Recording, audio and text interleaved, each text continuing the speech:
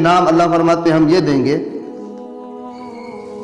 کہ ہم اس کو سکون کی زندگی عطا کر دیں گے، نور سکینہ اس کو دے دیں گے۔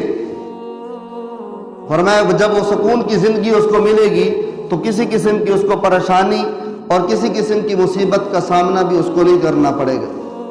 اور اسی طرح اللہ فرماتے ہیں ایک انعام ہم یہ بھی دیں گے کہ یا ایھا الذین آمنوا ان تتقوا اللہ یجعل لکم فرقانا۔ فرمایا جو بندہ تقوی اختیار کرتا ہے اللہ فرماتے ہیں ہم اس کو پہچان دے دیتے ہیں کہ یہ نیکی ہے، یہ بدی ہے، یہ بھلائی ہے، یہ برائی ہے، یہ گندگی ہے، یہ جناب صفائی ہے، پاکیزگی ہے، وہ اس کو پتہ چلتا ہے۔ فرقانا اللہ فرماتے ہیں اس کو فرقان، اس کو تمیز اور اس کو پہچان مل جاتی ہے، اس کو پہچاننے کا آلہ مل جاتا ہے۔ اب وہ پہچان لیتا ہے کہ میں یہ غلط کام کر رہا ہوں، یہ اچھا کام کر رہا ہوں۔ یہ تقوی اختیار کرنے کے بعد اس کو یہ پہچان ملے گی۔ اگر تقوی اختیار نہیں کیا تو یہ پہچان اس کو نہیں ملے گی۔ اور پھر تقوی اختیار کرنے والوں کے لیے ایک انعام اللہ نے ایک اور مقرر فرمایا، وَيُكَفِّرْ عَنْكُمْ سَيِّئَاتِكُمْ۔ اللہ فرماتے ہیں تقوی اختیار کرو گے ہم تمہارے سارے گناہ مٹا دیں گے۔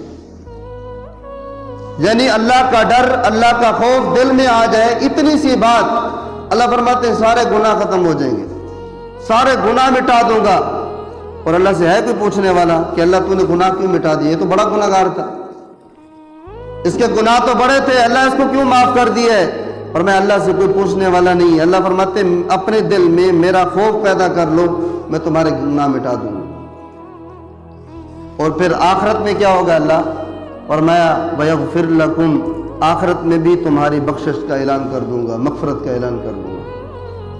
یہ تقوی کے انعامات ہیں سارے، کہ جب انسان کے اندر تقوی آتا ہے، تقوی جب انسان کے اندر داخل ہو جاتا ہے، وہ سارے برکات، سارے انعامات وہ اس کو پھر آسانی کے ساتھ مل جاتے ہیں۔ اگر تقوی نہیں ہے تو فرمایا وہ انسان کہلانے کا لائق نہیں ہے، وہ جانور ہے۔ یہ میں نہیں کہہ رہا، قرآن کہہ رہا ہے۔ معیشتاً زنقا، معیشت فرمایا یہ زندگی گزار رہا ہے، یہ حیات نہیں ہے اس کے پاس، یہ معیشت گزار رہا ہے، یہ زندگی اس کے پاس نہیں ہے جس کو زندگی کا نام دیا جائے۔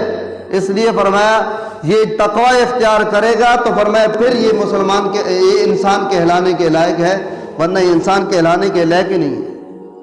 اور تقوی کا حصول کیسے ہوگا؟ فرمایا اس کے لیے دو چیزیں ضروری ہیں۔ قرآن اعلان کرتا ہے، ایک تو فرمایا یہ تقوی اختیار کرنا ہے، یہ رمضان المبارک کا مہینہ آ رہا ہے، اس میں تقوی اختیار کیے جا سکتے ہیں کہ انسان سارا دن بھوکا بھی رہتا ہے، پیاسا بھی رہتا ہے اور نفسانی خواہشات سے اپنے آپ کو دور بھی رکھتا ہے، اور پھر سارا دن پیاسا بھوکا رہ کر شام کو افطاری کرتا ہے۔ یہ سارا دن تقوی کے ساتھ رہے کہ اس کے ساتھ گناہ نہ کرے۔ تقوی یعنی اللہ کا ڈر، اللہ کا خوف پیدا ہو گیا۔ اب یہ سارا دن بھوکا پیاسا رہا لیکن اس کے دل میں گناہ کا داعیہ بھی پیدا نہیں ہوا، جناب گناہ دل میں بھی نہیں، وسوسہ بھی نہیں آیا، تو اب فرمایا یہ بندہ جو ہے اس نے تقوی اختیار کر لی ہے۔ اب دوسرا کام کیا کرنا ہے؟ فرمایا دوسرا کام قرآن کہتا ہے وَكُونُوا مَعَ الصَّادِقِينَ، سچے لوگوں کے ساتھ اٹھنا بیٹھنا کرو اپنا۔ آپ کا اٹھنا بیٹھنا سچے لوگوں کے ساتھ ہو۔ اگر سچے لوگوں کے ساتھ اٹھنا بیٹھنا ہو گیا تو فرمایا پھر کامیاب ہو جاؤ گے۔ یا ایھا الذین آمنوا، فرمایا ایمان والو، کونوا مع الصادقین، سچے لوگوں کے ساتھ ہو جاؤ۔ اب دو کام کرنے ہیں، ایک سچے لوگوں کے ساتھ سچے لوگوں کی صحبت مل جائے، نیک لوگوں کی صحبت مل جائے، اور دوسرا فرمایا رمضان مبارک آ رہا ہے، اس کے اندر ہم تقوی والی زندگی گزاریں کہ روزہ ویسے ہم نے رکھنا ہے، اللہ ہم سب کو رکھنے کی توفیق دے، لیکن روزے کے ساتھ ساتھ ہم گناہ نہ کریں، جھوٹ نہ بولیں، کسی کے ساتھ دغا نہ کریں، جناب کسی کے ساتھ ایسا کام نہ کریں جو شریعت کے خلاف ہو، رسول اللہ صلی اللہ علیہ وسلم نے جس کی اجازت نہ دی ہو، ہم رسول اللہ کے عشق کا دعویٰ کریں اور رسول اللہ کے حکم کی خلاف ورزی کریں تو یہ دعویٰ جو ہے یہ ہمارا ٹھیک نہیں ہے۔ پھر تو حصول کیا ہے؟ اللہ کے نبی فرماتے ہیں، فرمایا یہ رمضان مبارک کا ببرکت مہینہ آ رہا ہے کہ اس کے اندر جتنا انسان ہو سکے اپنے آپ کو عبادت پر لگا دے۔ ازواج مطہرات خصوصاً حضرت امی عائشہ فرماتی ہیں حضور اکرم صلی اللہ علیہ وسلم کا معمول تھا رمضان کا چاند نظر آنے سے پہلے آپ कस के बांध लेते। पूछा गया तहबंद कस के बांध लेने का क्या मतलब है? कि आप पूरा महीना अपने बीवियों के पास नहीं जाते थे, अल्लाह की इबादत करते रहते थे। कहते खास महीना आ गया है, अल्लाह का ये खास महीना आ गया है, अब इसके अलावा और कोई काम नहीं करना, नमाज पढ़नी है, अल्लाह अल्लाह करना है, जिक्र करना है, और इसी तरह दुआ का एहतमाम करना है खुसूसी तौर पे। इसी तरह हमारी खरीदो फरोख्त रमज़ान के अंदर होती है, फरमाया वो भी काम पहले कर लेनी चाहिए। घर का सामान लेना है या ईद का सामान लेना है, वो भी रमज़ान से पहले लेने चाहिए। और फरमाया ये सारे काम हमारे पहले हो जाने चाहिए। रमज़ान का महीना आए, हम यकसुई के साथ अल्लाह की इबादत करें। एक महीना निकाल लें। अगर किसी के तहत मुलाजिम नौकर है तो वो अपने मुलाजिमों और नौकरों पे भी आसानी वाला मामला करे। ये इस्तकबाल रमज़ान में अल्लाह के नबी ने जो हदीस बयान की उसमें ये भी फरमाया कि मुलाजिमों के साथ, नौकरों के साथ हुस्न सलूक से पेश आओ, रमज़ान में कमी कर दो काम के अंदर। और फरमाया फिर गुनाह नहीं छूटता। गुनाह छोड़ने की तरकीब क्या है? फरमाया 3 काम कर लो, तकवा तुम्हें मिल जाएगा।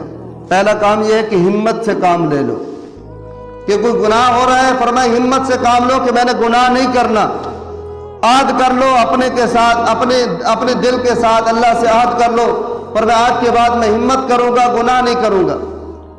फरमाया दूसरा काम ये करो, हिम्मत भी हो और हिम्मत अल्लाह से मांगो भी सही। अल्लाह हिम्मत मैं खुद नहीं कर सकता, मैं कमजोर हूं, हिम्मत तूने देनी है, हिम्मत तू दे और मैं सारे गुनाह छोड़ दूंगा। और तीसरा काम ये करना है, फरमाया हिम्मत ये अल्लाह से मांगो भी सही, और अल्लाह के नेक बंदे, अल्लाह के जो मुखलिस और खासान बंदे हैं, फरमाया उनके पास जाके उनसे दुआ भी करो कि मेरे लिए हिम्मत की दुआ करें, अल्लाह मुझे हिम्मत अता फरमा दे। फरमाया ये 3 काम आप कर लें, आप अल्लाह के मुत्तकी बंदे बन गए हैं। फरमाया अल्लाह ने आपको अपना मुत्तकी बना लिए है, और तकवा और खौफ जिस दिल के अंदर पैदा हो जाए, फरमाया वो बंदा हर गुनाह से बच जाता है। तो ये रमज़ान का महीना और मौसम आ रहा है, हम इसके अंदर ज़्यादा से ज़्यादा कोशिश करें, अपने आप को कम अज़ कम नेकियां ज़्यादा ना करें। नहीं कर सकते तो हम अपने गुनाहों से बाज आ जाए, हमारी ज़ुबान से झूठ ना निकले, हमारी ज़ुबान से किसी को तकलीफ़ ना पहुँचे, हमारे हाथ से किसी को तकलीफ़ ना पहुँचे। फरमाया हम रमज़ान के अंदर वो अल्लाह वाली सिफत जिस तरह लेके आ रहे हैं, और इसी तरह फरिश्तों वाली सिफत कि फरिश्ते भी नहीं खाते, अल्लाह भी नहीं खाता, खाने पीने से पाक है।